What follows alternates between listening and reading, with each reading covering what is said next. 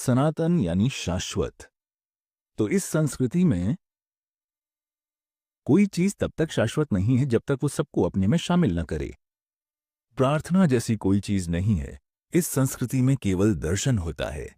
इस संस्कृति में अभिलाषा स्वर्ग जाकर भगवान के साथ बैठने की नहीं है, बल्कि इस संस्कृति में खुद दिव्य बनने की अभिलाषा है।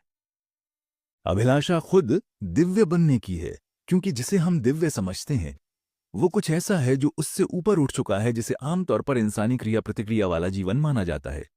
देखिए, उदाहरण के लिए कई लोग और अखबारों में भी ऐसा लिखा जाता है कि तेंदुलकर क्रिकेट के भगवान हैं, क्योंकि लोगों के मन में, कम से कम उनके समय में और आज भी, जो भी इंसान के लिए संभव माना जाता है वो उससे ऊपर उठ गए, बस एक कमबख्त बॉल को मार के, बस इतना ही। लोग कहते हैं सद्गुरु भगवान है, आपके फॉलोअर्स कहते हैं सद्गुरु भगवान है। नहीं, कोई ऐसा नहीं कहता। वो मुझसे रोज काम करवाते हैं। तो जब हम कहते हैं कि वो भगवान हैं, तो वो ये नहीं कह रहे हैं कि वो किसी स्वर्ग या बकवास में रहते हैं। वो कह रहे हैं कि वो उससे ऊपर उठ गए हैं। जिसे हम इंसान की हद मानते हैं, वो उससे ऊपर चले गए हैं। इसीलिए तो हम राम कृष्ण इन सब की पूजा करते हैं, क्योंकि वो अपनी सीमाओं से ऊपर उठ गए, चाहे जीवन में उनके साथ जो कुछ भी हुआ। रणभूमि में भी वो शांत है।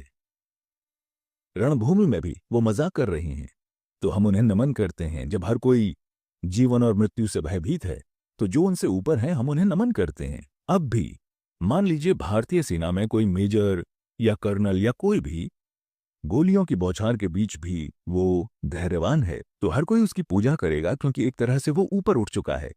तो इस संस्कृति में हम भगवान के पास जाना नहीं चाहते, हम खुद वो बनना चाहते हैं। और हम किसी एक को भगवान नहीं मानते। हम हर चीज को भगवान की तरह देखते हैं। हम एक पेड़ को नमन करते हैं, गाय को नमन करते हैं, सांप को नमन करते हैं, चट्टान को नमन करते हैं, आदमी, औरत, बच्चे, कुछ भी, क्योंकि जीवन का कोई भी अंश उनके भीतर सृष्टि के स्रोत के धड़ के बिना घटित नहीं हो रहा है। अगर आप उसे पहचान लेते हैं तो आप झुकेंगे, अगर नहीं पहचानते तो नहीं झुकेंगे।